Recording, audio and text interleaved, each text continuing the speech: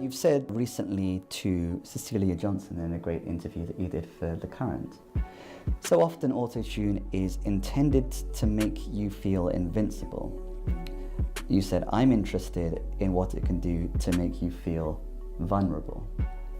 The way that autotune plays into the record and plays into both invincibility and vulnerability to me is so much a reflection of how masculinity asks men to function in the world, right? And particularly in romantic relationships. You come to see me to say you're leaving, but I don't care for long goodbyes.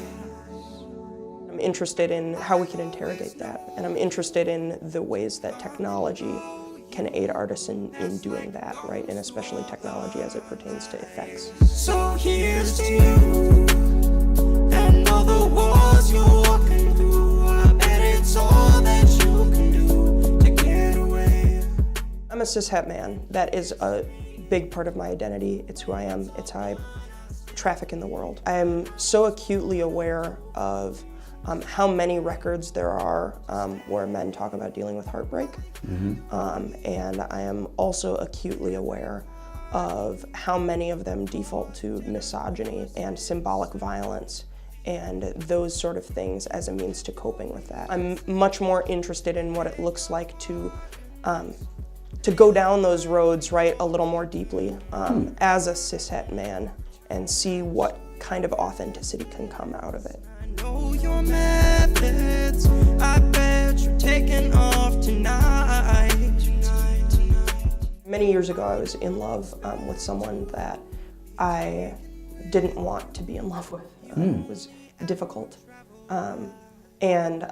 I kept pretending to myself that I wasn't in love with them until one morning I woke up and I had dreamed incredibly viscerally the night before and remembered nothing about the dream except turning to the woman that I was in love with and telling her that I was in love with her. Wow.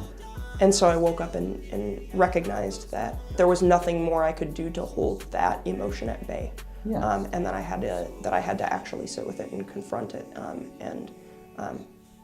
and make my peace with it. Here's to you. The fascinating thing about technology and how it's affected our relationships is that it serves as extension. For every person that talks about how, you know, the digital landscape has completely changed dating and intimacy, I actually think the opposite. It changes how we relate to each other in a logistical sense, right? But I think a lot of the same feelings that have always existed around intimacy and vulnerability are just in a different format. And here's to me. When it's all done, I still believe that I was one of too few.